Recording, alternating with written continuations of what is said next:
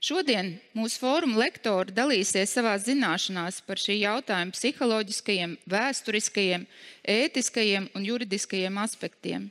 Mēs diskutēsim par to, kā hospice pacienta aprūpē iesaistītās personas, piemēram, ģimenes locekļi, mediķi slimnīcā, aprūpētāji mājās, izprot šī jautājuma nozīmību un sekas.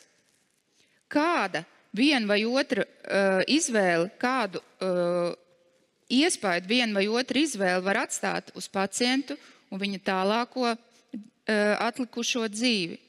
Šis jautājums atgādina Šekspīra slaveno frāzi būt vai nebūt.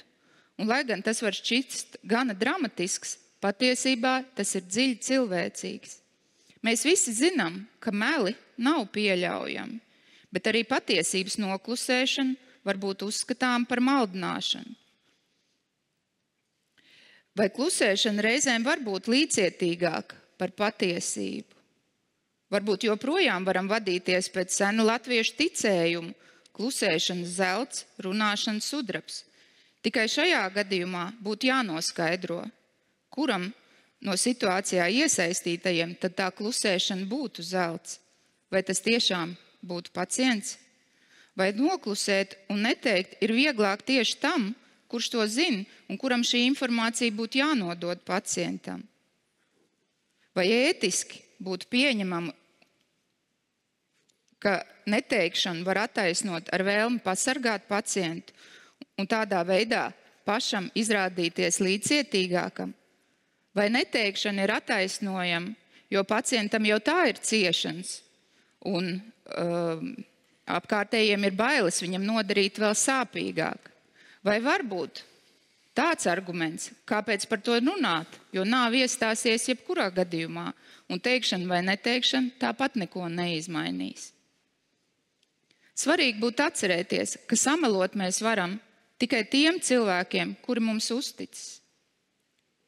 Vai tiešām blakus visa veida diskriminācijai, ar kuru saskaras mūsu hospice pacienti, vēl vajadzētu līdzcietības vārdā viņiem melot un tādā veidā izrādīt necieņu?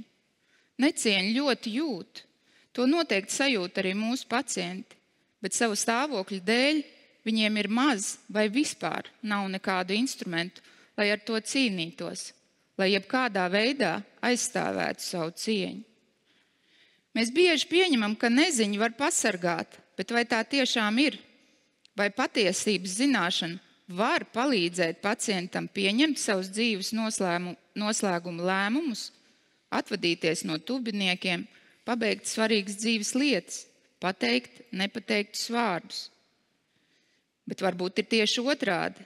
Atlikušais mēnešu vai nedēļu skaits var motivēt pacientu cīnīties, pierādīt, ka ar gribu spēku slimības nenovēršamo uzvaru var attālināt, pierādīt, ka ārstu prognoze nav bijusi pareiza. Savukārt citam pacientam dzīvildes prognozes uzzināšana var izraisīt roku nolaišanu un cīņas beigas.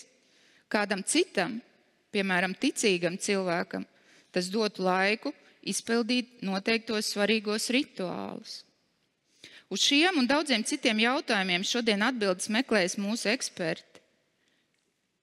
Ne tikai eksperti, lai meklē šīs atbildes, es aicinu, lai katrs no jums, lai mēs uzdodam sev šos jautājumus un meklējam nevis virspusējas, bet dziļas un patiesas atbildes.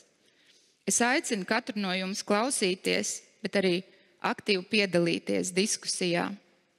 Paldies, ka esat šeit, lai kopīgi domātu un diskutētu par šo svarīgo tēmu. Tagad, pēc galveno uztraukuma beigām, es esmu ļoti priecīgi nodot vārdu tālāk diskusiju vadītājiem Edijam Bošam, kurš jau 3. gadu kā brīvprātīgais prasmīgi vadīs šo fórumu.